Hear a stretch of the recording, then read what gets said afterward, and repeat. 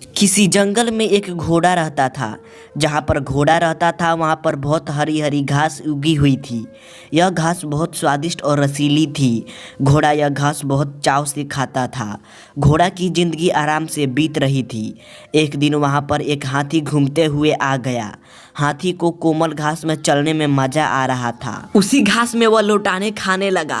हरी घास को टूटता देख घोड़ा बेहद उदास हुआ। हाथी को वह जगह बेहद पसंद आ गई थी। इसी कारण वह कहीं जाने का नाम नहीं ले रहा था। घोड़ा सोच रहा था कि हाथी को वह यहाँ से कैसे भगाया जाए। हाथी का सबसे बड़ा शत्रु है शेर।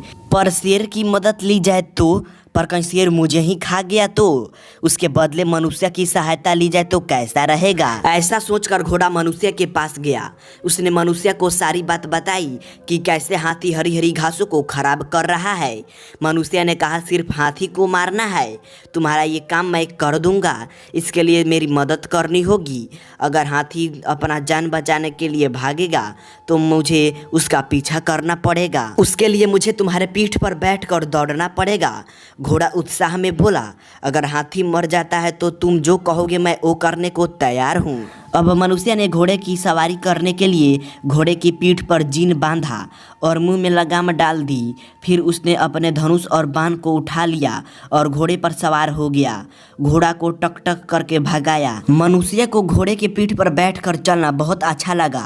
कुछ ही देर में वो दोनों हाथी के पास पहुँचे।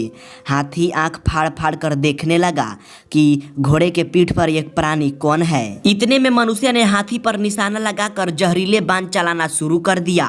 बाण के लगते ही हाथी यहाँ वहाँ भागने लगा। आखिरकार हाथी गिर पड़ा। जहर के कारण हाथी को अपना जान गंवानी पड़ी। घोड़ा ने मनुष्य को कहा कि मैं तुम्हें मन से धन्यवाद करता हूँ। अब तुम नीचे उतरो और यह जीन और लगाम उतार लो। अब मुझे मुक्त कर दो। यह सुनकर मनुष्य जोर जोर से हंसने लगा। फिर घोड़ा से कहा, मुक्त होने की आशा तुम हमेशा के लिए छोड़ दो, उसी में भलाई है। उस दिन से घोड़ा मनुष्य का गुलाम बन गया। इसलिए बिना सोचे समझे किसी पर भी विश्वास नहीं करना चाहिए।